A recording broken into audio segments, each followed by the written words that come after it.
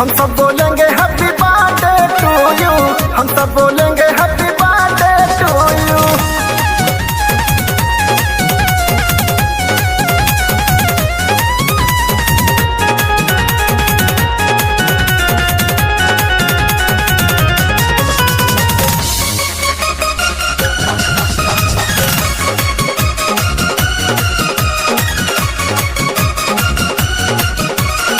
दिल है हमारा और तू धड़कन है, शिवम का तेरे नाम सहारा जीवन है, शिवम का तेरे नाम सहारा जीवन है।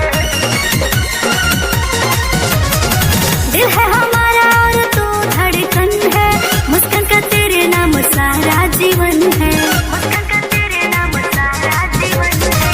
तेरा सितम सारा मेरे ऊपर हो, सौ सजियो तेरा लंबी उम्र हो, विनती मैं रब से करूं करूं करूं करूं। हम सब बोलेंगे हैप्पी बर्थडे टू यू, हम सब बोलेंगे हैप्पी